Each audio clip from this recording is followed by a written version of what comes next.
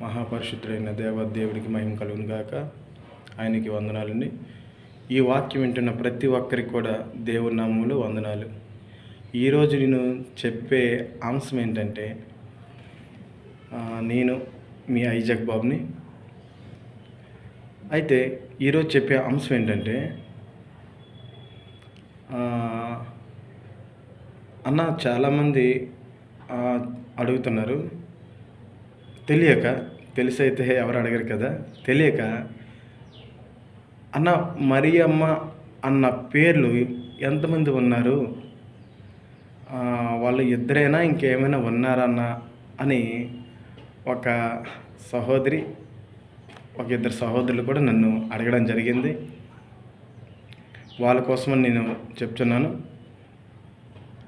వినాలనుకుంటే ప్రతి ఒక్కరు విని దేవుని యొక్క వాక్యాన్ని నేర్చుకుంటారని నా యొక్క ఆశ. మొట్టమొదటిగా బైబిల్ గ్రంథంలో 7 మరియలు ఉన్నారండి. మరియమ్మ అన్న పేరుతో బైబిల్ గ్రంథంలో 7 ఉన్నారు.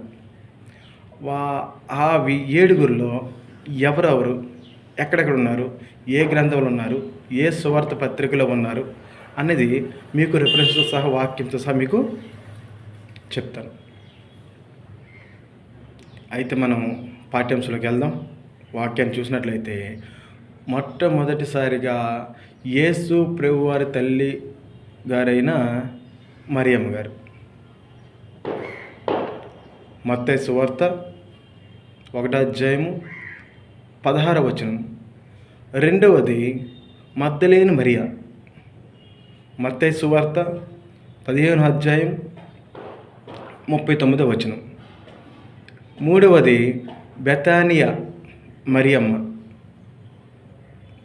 యోహాను సువార్త 11:18. నాలుగవది మార్కు తల్లి అయిన మరియా, అపోస్తల కార్యములు 12:12. ఐదవది వేరొక మరియా,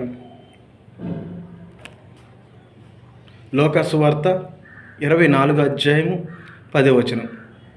ఆరవది క్లోపా భార్య అయిన మరియమ్మ, యోహాను సువార్త 19:20.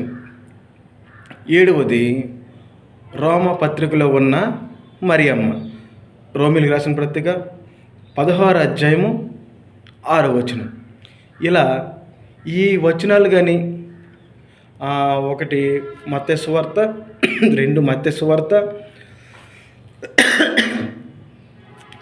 మొదటిది మత్తయి సువార్త 1:16 ఆమె కనిపిస్తారు. రెండో మరియమ్మ గారు మత్తయి సువార్త 15:20-39 కనిపిస్తారు. మూడోది యోహాను సువార్త 11:18 కనిపిస్తారు.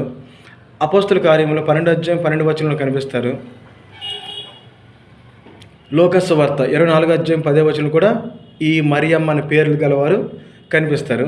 యోహాను సువార్త 19:20 కూడా ఈ పేరు గల స్త్రీ ఆమె కూడా కనిపిస్తారు.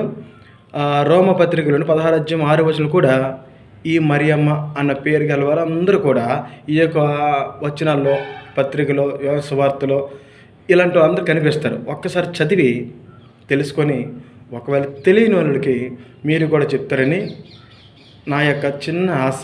ఎందుకంటే ప్రతి ఒక్కరూ బైబిల్ చదువుకొని ధ్యానించుకోవాలని ఈయన ఆశ.